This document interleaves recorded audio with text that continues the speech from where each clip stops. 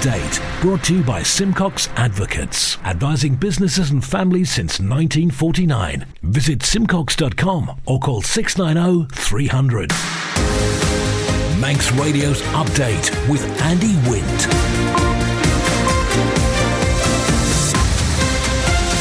Faster my, good evening, it's 5:30. This is Update for Friday, 2nd of June 2023 from Manx Radio. 30 minutes to look at the latest news on the Isle of Man. Background to that news and sport and business and Sea Watch and travel updates and the newsmakers in person.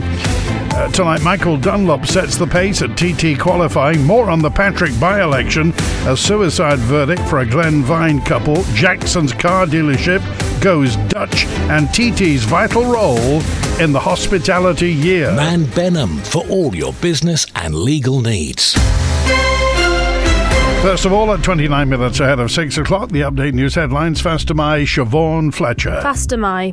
Verdicts of suicide have been recorded at the inquest of an elderly couple from Glenvine who were found dead in their garage.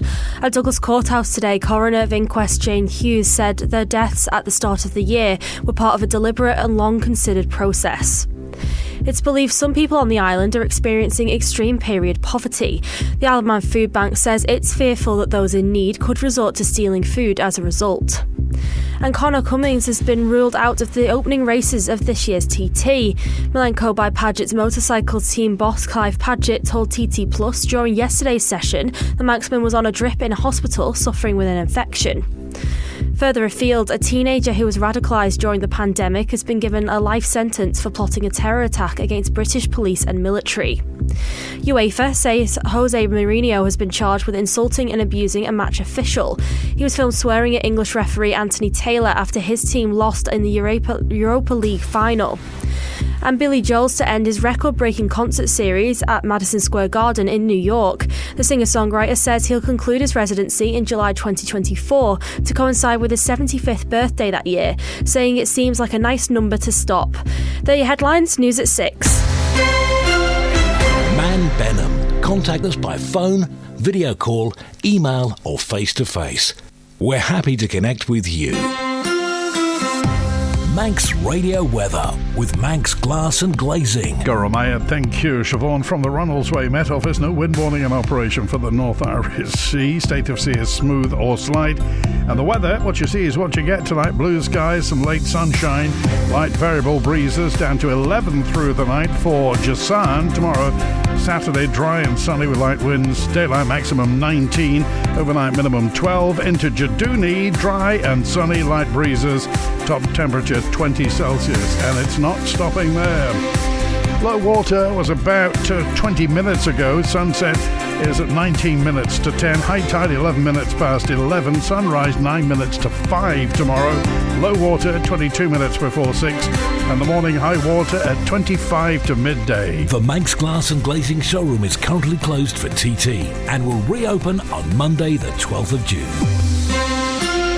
Michael Dunlop set an unofficial outright lap record and super twin lap record time during a busy final qualifying session of TT 2023 today. With all the stories, Rob Pritchard. Along with the change in time from evening to afternoon for this session, there was also a change in the running order as the sidecars were the first out on the Snaefell Mountain course.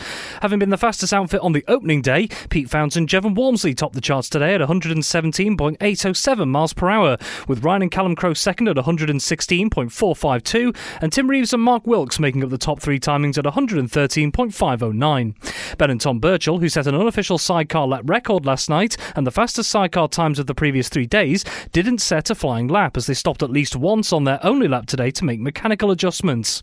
Super Twin and Super Sport machines were next out, and Michael Dunlop took the first headline of the outing as he set a new unofficial Super Twin lap record on his MD Racing pattern at 123.474 miles an hour, eclipsing his previous unofficial lap record in the class of 122.907 earlier in the week.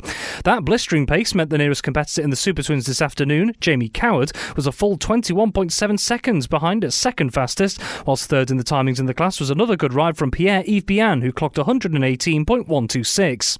Dunlop was also the dominant force once more on the Super Sport machines, setting the quickest pace of 127.51 miles an hour, but once again he had company towards the top, with Dean Harrison just under 2.5 seconds down down on his time in second, and Davy Todd just under 13 seconds back from Harrison at third.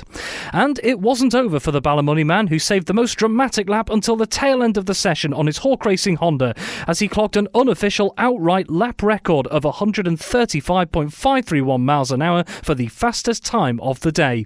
Hickman, the current outright lap record holder, went second fastest, just outside record pace also at 134.91 miles an hour. Making up the top three was Dean Harrison, also over the 134 mark. Verdicts of suicide have been recorded at the inquest of an elderly couple from Glen Vine who were found dead in their garage. At Douglas Courthouse today, Coroner of Inquest Jane Hughes said their deaths at the start of this year were part of a deliberate and long-considered process. Tessa Hawley has the report which references suicide. The bodies of Richard and Stella Evans, who lived at the Old Motor Museum, were found on the 3rd of January. They died from carbon monoxide poisoning. Two neighbours who'd entered their locked home after concerns for their welfare told the court they'd found signage written by Mr Evans which advised the reader to contact his advocate. The couple's bodies were found in a cupboard in the garage where retired engineer Mr Evans, who was 87, kept his vintage car collection.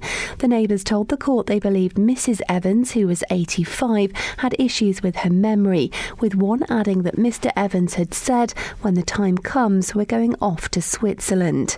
A friend of Mr Evans said the couple had become increasingly reclusive and were distrustful of doctors, adding that he'd mentioned the possibility of suicide to him over the years. Letters recovered from the home written by Mr Evans revealed a plan for how they wished to end their lives, and that had been in place for over 50 years. Correspondence detailed how the husband and wife thought it had been wise not to tell anyone, fearing do-gooders would stop them. A letter signed by Mrs Evans stated, "This was a joint decision, long-standing. For us, there is no other option." Describing the Evans as a solitary couple who were leading a reclusive lifestyle, Mrs Hughes said they died on either the 2nd or the 3rd of January. Referencing the letters written by the couple, she added there was a mutually agreed long-standing intention to end their lives when the time came.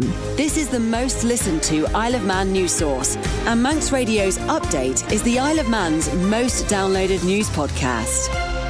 A by-election for one new commissioner in Patrick's being held a week next Thursday, the 15th of June. There are two candidates standing, Kevin Oliphant-Smith and Richard Jones, and our local democracy reporter Emma Draper has been speaking to Richard Jones. Previously, I was a commissioner in Patrick for about 10 years. I didn't seek re-election last time because myself and my wife were very much engrossed in the setting up of Knockalo Visitor Centre, which is in Patrick, and I didn't have the available time to spend on being re-elected as a commissioner.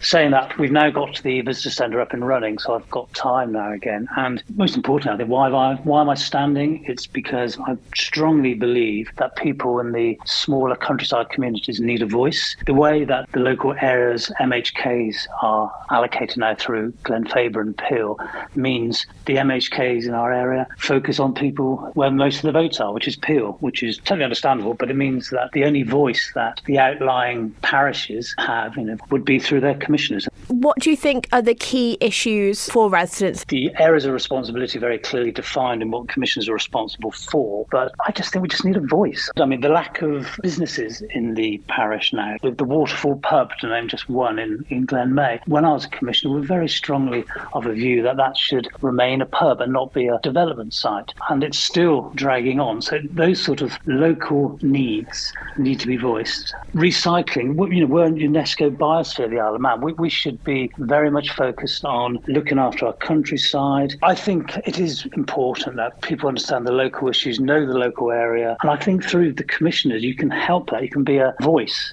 a method of people getting a message, even if it's a request for help. They know someone that they can just pick up the phone to or send an email and be approachable. As more fans arrive on the Isle of Man for the TT, the Constabulary has issued a firm warning to motorists against drinking and driving. PC Louise Kenyuk says the same rules apply throughout the fortnight and those caught will be brought to book? We've had a lot of visitors, people coming and going, and we've seen the pictures of the motorbikes, and you can feel there's a real buzz of excitement in the air. We keep putting the messages out, and so far people are really listening, engaging, and it's lovely to see. The message is still the same. You need to know your limits, stay within them, drive safe and be safe. Look out for each other and take care of each other.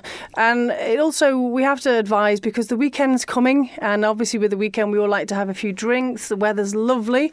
So what it is if you're having a couple of drinks, whatever it may well be, we're talking about alcoholic drinks obviously, please don't get on your bikes, get in your cars, because the law is still the same here. We still have the same drink drive laws. They're not different. If you fall off your bike, if you hit someone, you will get breathalyzed, and then obviously we have the full force of the law to put on you. Also, the next morning, this is a really important one as well, because sometimes people think, I'm okay, I feel great, and then they get on their bikes. It can go wrong by their error or even somebody else's error, and then that's where we have the big issues too. So the message really is, we talk about limits. Personally, and I will stand to be quoted on this one, no limit is my favourite. We often get people stopping on foot patrol and saying, how many drinks can I have, officer? And you know what? I'm not going to be quoted on that, because my personal thing would be have none. Because if something happens, you can say that you're fully fit to drive, and it's the safest thing for everyone. You know what? Our buses are fun. They've got Wi-Fi. You can have a good laugh. Many a good night I've had, shall we say, not always with alcohol, having a good chat on the bus with people you're not seeing. Get on, enjoy the atmosphere, and use our public transport. Trains as well. They're great. Just be safe. Sea-Watch with the Isle of Man Steam Packet Company. Motorship Ben McCree departed Heysham at 7 minutes to 3. She should be in the link span in the next 20-25 minutes or so. Departing this evening at 8 o'clock, heading to Heysham, arriving at midnight. The overnight departure is 2:15 back to Douglas at 6:15 tomorrow morning. Manannan departed Douglas at 12 minutes before 4. She'll be in Liverpool just before 7 o'clock, departing this evening at 8:45, arriving back to Douglas just before midnight. And then there's a midnight 30 departure for Manannan to Belfast, getting to Northern Ireland about 3:30, departing Belfast at 5:15 tomorrow morning, back to Douglas at around 8:15. Ben McCree heads from Douglas to Heysham at 8:45 tomorrow morning. Follow the Steam Packet on Twitter for the latest sailing information. A religious campaign is urging those on the Isle of Man this weekend to go to church instead of watching TT Superbike race. For the first time, the race has been scheduled to take place on a Sunday, which Peter Murcott says goes against the will of the public. Over 60% of the people were against it, and yet they're going ahead. Now, why on earth did they have a consultation if they were going to go ahead anyway?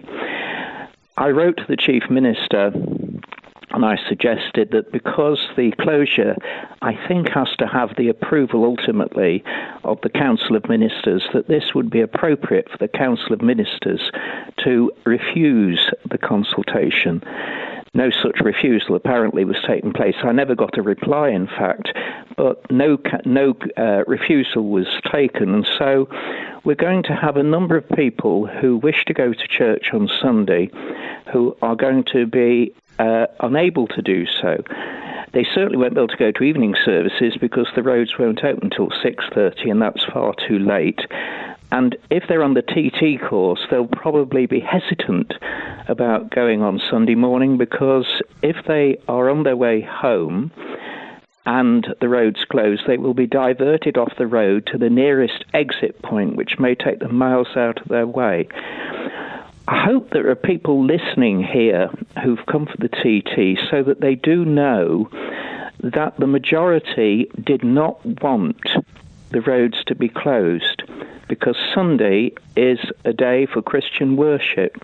And maybe some of them, and there will be people on the island who are Christians themselves, and especially knowing that the majority objected to the Sunday road closures on Christian grounds, they may well show their views as well by going to church instead of watching whatever's taking place on Sunday. Manx Radio Business Briefing. At 16 minutes before 6, Decra Pharmaceuticals of Northwich in Cheshire said it's agreed to be taken over in a £4.46 billion deal. The veterinary medicine firm said it had accepted an all-cash offer of 3,875p per share from the Swedish private equity firm EQT and Luxinva, a subsidiary of the Abu Dhabi Investment Authority. The offer represents a 44% premium to the closing share price on the 12th of April when the offer period started, and a 15% premium to Thursday's closing price. And for a full daily market report, go to ramseycrookall.com. Foxconn, Apple's biggest supplier, will start manufacturing iPhones in the southern Indian state of Karnataka by April next year. The state government said the project will create 50,000 jobs. Foxconn, which is based in Taiwan, manufactures the majority of Apple's phones, and the firms have been making older versions of iPhones at a facility in the neighbouring state of Tamil Nadu since 2017. Last month, the company announced it had bought 1.2 million square metres of land near Bengaluru city in Karnataka. Bloomberg reports that Foxconn plans to invest $700 million, that's roughly 566 million sterling, on a new factory in the state. The regional Karnataka government said the project was valued at $1.59 billion, and the land for the factory will be handed over to the company by the 1st of July. The Stock Market Report, brought to you by Ramsey Crookall. UK and European stock markets closed higher after US lawmakers passed a bill to raise the debt ceiling. US stocks higher, oil rose and gold slipped as those hotter than expected jobs data lifted Treasury yields. The numbers from Ramsey Crookall. At the close in London, the FTSE 100 was up just over 1.5% at 7,607. The DAX in Frankfurt up 1.33% at 16,062. A short time ago in New York City, the Dow Jones Industrial up 1.8% at 33,666. The Nasdaq Tech Stocks Index up just over 1% at 13,237. And the S&P 500 in the Midwest up almost 1.4% at 4,279. But the trading day continues. In the exchange markets, the British pound sterling trading at $1 24.6 cents, €1 16.2 cents, and 24 South African rand 34 cents. In commodities, gold's down 0.8% currently at $1,962 per troy ounce, and a barrel of Brent crude up 1.8% at $75.58. You've got an investment plan? Yeah, Mike set it up. But don't you need loads of money to do that? Not this one. It's called Shearwater from Ramsey Crookall, and you pay in monthly as little as £100. So it's like saving regularly, really helping us invest in the future. For a house, or the kids' education. £100 a month? I could easily do that. You should. The sooner you start, the better. Invest in your future with as little as £100 a month. Shearwater from Ramsey Crookall, the island's investment specialist for 75 years. Call 717171 or visit ramseycrookall.com. Licensed and regulated by the Isle of Man Financial Services Authority. Isle of Man Water Sports. Weather with Manx Glass and Glazing. Here's the relevant information. If you're sailing, kayaking, windsurfing, paddleboarding, sea swimming, diving or surfing this weekend, don't forget to put the factor 20 on. Sea temperatures 12 degrees, dry and sunny throughout the weekend. The wind for Saturday, variable, force 3 or less. Wave height is 0.2 metres. Wave period 3 seconds. High water's 11:30 tomorrow morning. For Sunday, the wind is easterly or southeasterly, force 2 or 3, becoming variable, force 3 or less. Wave height 0.3 metres, wave period 3 to 3.5 seconds, and the high tide is at midday 30. The Manx Glass and Glazing showroom is currently closed for TT and will reopen on Monday the 12th of June. A Dutch company is bought at the car dealership Jackson's on the Isle of Man. Van Mussel purchased 6 franchises across the British Isles, including one in the Isle of Man. A story from Chanel Suku. The announcement was made earlier today by Van Mussel Automotive Group. It purchased 6 franchises, 2 from Jersey and Guernsey respectively, and 1 each from the Isle of Man and Isle of Wight. The dealership has 500 employees and represents 29 brands with a volume of approximately 6,000 cars per year. In a statement, Jackson CEO Paul Collier confirmed all employees will be retained at the company as it changes hands. He said a significant period of negotiation has taken place and he is confident the investment and expertise will further enhance performance and service offerings. Mr. Collier added, with the change, they will be able to offer customers more services under one roof in the future. Update. Brought to you by Simcox Advocates. The return of the TT races has been welcomed after a year in which Manx businesses have seen dramatic increases in running costs. Gas, electricity and food prices have all risen since the racing fortnight last year. Alan Steele is from La Creperie, one of the vendors in the TT fan park. I could do 14, 15-hour days every day. And is that just because the TT is so vital for the yearly input, I suppose, the yearly revenue? Oh, absolutely, yeah. It's the first real festival or function for us that comes after the long hard winter that we have. Seasonal. For the island and for businesses such as yourselves, how vital is the TT? Absolutely vital. Yeah, it's what keeps us going, actually. I would say this will stand us in good stead to get ahead for the rest of the season, which might finish in October at best. So yeah, it's absolutely vital. Sort of running costs, I suppose, the overheads this time around, how do they compare to last year? They are up dramatically. Food at the point of wholesale, energy, gas, especially gas, so much so that the places that we buy the gas from, they're asking us to email the energy companies and ask them why the wholesale price isn't being passed to us, the consumer. Yeah, it's not come down at all, and I fear it won't come down. Have you had to rethink how the equipment that you use as well, and how the business is run to cut down on energy costs yourself? Everything. Like for this TT, I'd start a little bit later in the morning, save on gas. You've got to be very careful with your menu, that you can't cost it traditionally as you would as a dish. You have to be a bit tighter with your margin, that's for sure. Manx Radio Sport. Here's our sports editor, Rob Pritchard. Faster my, Rob. Faster my. Good evening. Starting tonight with golf, and two of the island's pro players are back in action in respective competitions throughout today. Firstly, it was a much improved day for Tom Gandy on the second day of the D&D Real Czech Challenge in the Czech Republic. After a challenging first round with a score of 83, Gandy upped his game this afternoon with a 4-under par score to take him up to 7 over par overall. It does leave him some way off the more positive end of the leaderboard as he sits tied in 131st place. Elsewhere, Anna Dawson has got her campaign at the Helsingborg Open in Sweden on the Ladies European Tour underway earlier today. As of the last hour, Dawson sat on 5 over par, tied in 103rd place, with play still ongoing. The latest competition comes off the back of Dawson setting her best LET score in her previous event in Belgium of 70. The Helsingborg Open is running from today until Sunday the 4th of June. Turning now to handball, and as the Manx handball season reaches the halfway stage in the league, it is still a close call to see who will run out champions. In the mixed league, Northern Thunder saw the return of former GB Junior international David Shand, who led them to a win over Western Warriors, which just pokes their nose in front of Eastern Titans, who also enjoyed a win over the Warriors. The Titans top the table in the men's league, where so far they're unbeaten. Western Warriors were no match for them as they went down by 6-1. They stopped the rot in their final match against a spirited Northern Thunder, who grabbed their first points on the board with a well-earned draw. Meanwhile, the women's 5-test series got off the ground with the first test between Ellen Vannin and Team Vaggers. Ellen Vannin opened the scoring with an excellent breakthrough and jump shot from Jess Hawkins. However, they needed to dig deep against a team made up of multi-sports women like Becky Dunn and Lauren Wilkinson, who will be representing the island in basketball in the Island Games. 3 goals from Hannah Claydon led the charge by Team Vaggers, who ran out 6-1 winners.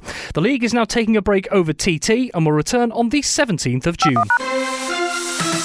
Manx Radio Travel, driven by Quayside Tyres and Service Centre. Inbound at Ronaldsway, EasyJet's 525 from Manchester came in 6 minutes late. The 525 Loganair from Manchester came in 10 minutes late.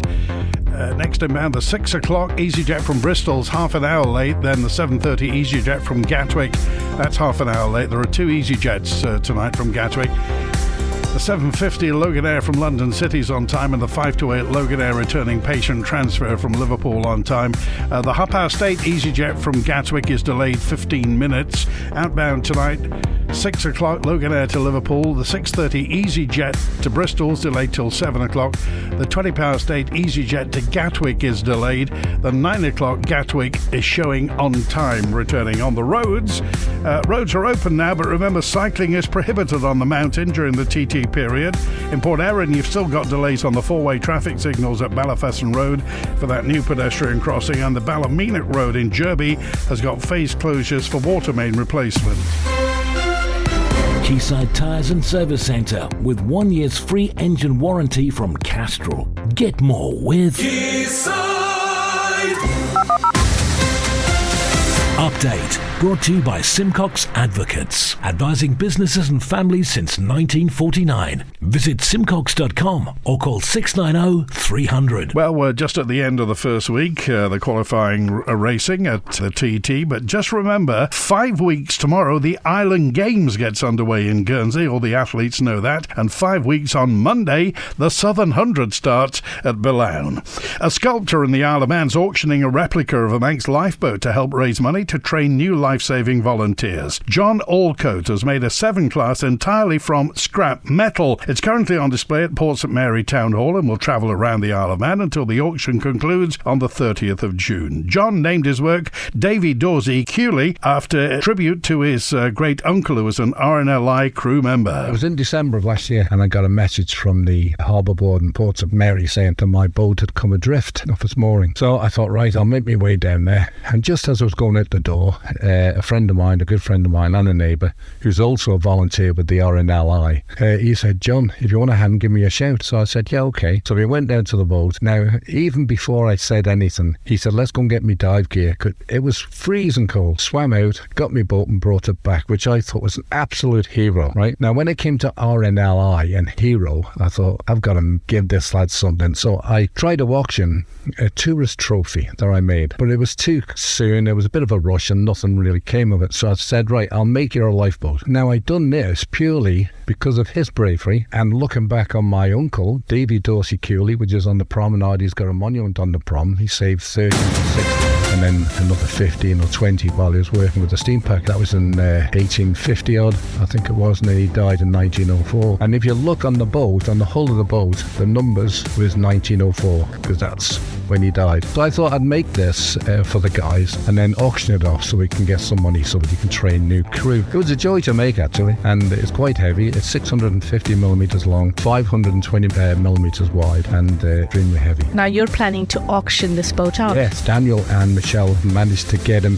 the boat into Port St Mary Hall for the Mona's Queen exhibition. So that'll look nice to have the two together.